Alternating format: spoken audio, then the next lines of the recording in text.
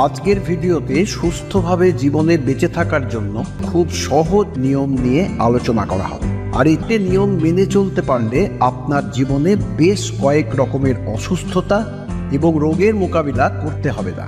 এই নিয়মগুলো যারা মেনে চলেন তারা এতটাই উপকার পান যে তারা অসুখ ব্যাপারটা কি সেটা ভুলে যান এবং সত্যিই তারা কখনো অসুস্থ হন না।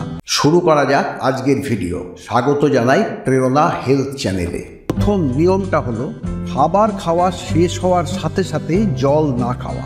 এই প্রথম নিয়মটা শুনেই আপনি বলবেন এটা খুব কঠিন কাজ। আমরা সবাই খাবার খাওয়ার পরেই জল যেমন খাই তেমনি খাবার খেতে খেতেও জল খাই। এটা আমাদের অভ্যাস হয়ে গেছে। এখন প্রশ্ন উঠতেই পারে, কেন খাবার খাওয়ার শেষে জল খাবেন না?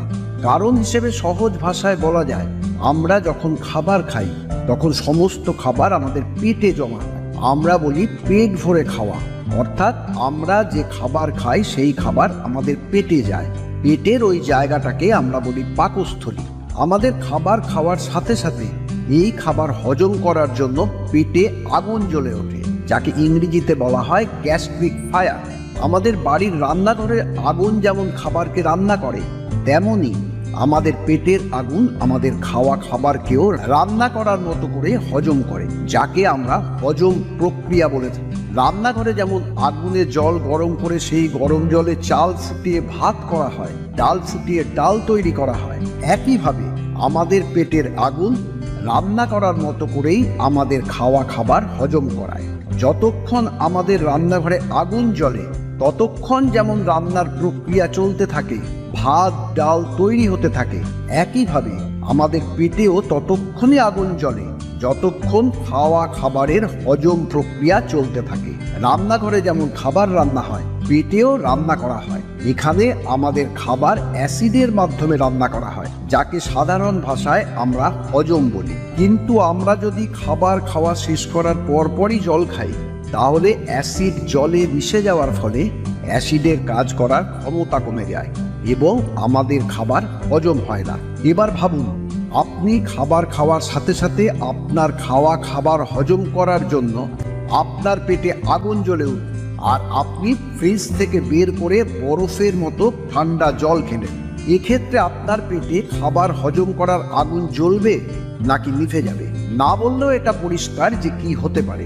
আগুন আর জলের শত্রুতা নিয়ে নতুন করে বলার মতো কিছু নেই, কারণ আমরা সবাই জানি আগুনে জল ঢাললে জল আগুনকে নিভিয়ে দেয়। এবার অবস্থাটা যেখানে গিয়ে দাঁড়ালো সেটা হলো, আপনি আপনার খাবার খেলেন, আপনার খাওয়া খাবার হজম করার জন্য আপনার পেটে আগুন জ্বলছে, আর আপনি জল খেয়ে সেই আগুন নিভিয়ে দিলেন। এর ফলে আপনার খাওয়া খাবার হজম না হয়ে পেটে পড়ে থাকবে, আর সেই পড়ে থাকা খাবার পচতে শুরু করবে এবং পেটে পড়ে থাকা এই পচা খাবার পাকস্থলীতে 100টারও বেশি বিষ তৈরি করবে, যা মানুষের শরীরে 80টারও বেশি রোগের কারণ হয়ে থাকে। অনেকে বলেন আমার পেটে প্রচুর গ্যাস হয়, কেউ কেউ বলেন আমি কিছু না খেলেও আমার খুব অম্বল হয়, কেউ আবার বলেন যে আমার খাওয়া খাবার হজম হতেই চায় না, পেট ফুলে যায়। এই সমস্ত লক্ষণ, এই সমস্ত সমস্যা শুধু তাদেরই হয় যাদের খাবার ঠিকমতো হজম হয় না। এবং খাবার ঠিকমতো হজম না হওয়ার সবচেয়ে বড় কারণ হলো খাওয়া শেষ করার পরপরই জল খাওয়া। আর খাবার হজম না হলে খাবার পচে যাবে, পচা খাবার থেকে বিষ উৎপন্ন হবে, আর সেই বিষই আপনাকে অসুস্থ করে তুলবে। এবার জেনে দেওয়া যাক খাওয়ার কতক্ষণ পরে জল খাওয়া উচিত। খাবার খাওয়ার অন্তত 1 ঘন্টা পরে জল খাওয়া উচিত, কারণ পেটের আগুন জ্বালানোর এই প্রক্রিয়াটা খাওয়ার পর প্রায় 1 ঘন্টা চলতে থাকে।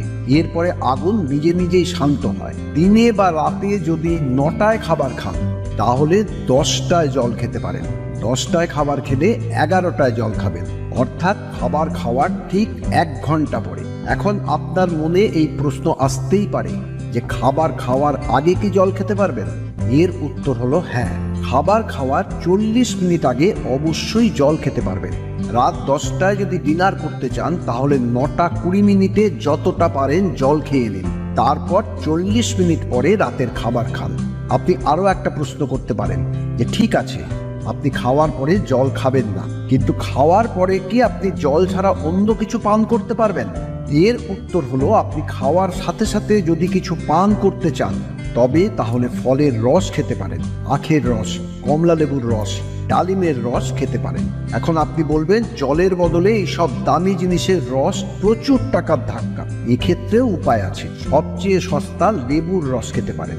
যদি এই নিয়মটা মেনে চলা কোনোই 80টা রোগের মুখোমুখি হতে হবে না। দ্বিতীয় নিয়মটা হলো, আপনি যত তৃষ্ণার্তই হন না কেন বা আপনার যত তেষ্টাই পাক না কেন, স্বাভাবিক তাপমাত্রার জল, যা আমাদের শরীরের তাপমাত্রার সমান, সেই জল খান। কখনোই বরফ দেওয়া জল, ফ্রিজে রাখা জল, কুলারের জল, অর্থাৎ যে জলের তাপমাত্রা খুব কম সেই ধরনের জল কখনোই খাবেন না। কারণ আমরা সবাই জানি আমাদের শরীরের স্বাভাবিক তাপমাত্রা 98.2 ফারেনহাইট। অতএব আপনার শরীর গরম এবং জল ঠান্ডা। এবার সহজ ভাষায় বুঝিয়ে বলা যায়, আমাদের শরীর ভেতর থেকে গরম থাকে। আমাদের পেট যখন গরম, তখন বরফের মতো ঠান্ডা জল খাওয়ার ফলে শরীরের ভেতরের তাপমাত্রার হঠাৎ পরিবর্তন ঘটে। বরফের মতো ঠান্ডা জল খেলে হয় জল পেটকে ঠান্ডা করবে, অথবা পেট ঠান্ডা জলকে গরম করবে। এবার জল যদি পেটকে ঠান্ডা করে, তবে পেট ঠান্ডা হওয়ার সাথে সাথে আমাদের হৃৎপিণ্ডও ঠান্ডা হবে। হৃৎপিণ্ড ঠান্ডা হওয়ার সঙ্গে সঙ্গে মস্তিষ্ক ঠান্ডা হবে, আর মস্তিষ্ক ঠান্ডা হলে মানুষও ঠান্ডা হয়ে যাবে। এবং মানুষ ঠান্ডা হয়ে গেলে কি ঘটনা ঘটতে পারে সেটা না বললেও আপনি বুঝতে পারছেন। আপনি যদি ঠান্ডা শরীর না চান, তাহলে আপনি বরফের মতো ঠান্ডা জল খাবেন কেন? এটাকে বন্ধ করুন। প্রচণ্ড গরমে যখন আমরা ফুল স্পিডে পাখা চালিয়ে এসিতে থেকেও হাঁসফাঁস করছি, তখন পশু পাখিরা রোদের অসম্ভব তাপের ভেতর থাকলেও কোনো পশু বা পাখি বরফের মতো ঠান্ডা জল না খেয়েও বেঁচে থাকে। তাহলে আপনিও বরফের মতো ঠান্ডা জল খাওয়া বন্ধ করুন, সাধারণ জল খাওয়া শুরু করুন এবং প্রচুর পরিমাণে জল খান। খুব গরমে আপনার যদি সাধারণ তাপমাত্রার জল খেতে সমস্যা হয়, তাহলে প্রাকৃতিক উপায়ে ঠান্ডা হওয়া মাটির কলসির জল খান। ফ্রিজ থেকে বরফ ঠান্ডা জল কখনোই নয়। অতএব যত তেষ্টাই পাক না কেন, কখনোই খুব ঠান্ডা জল খাবেন না।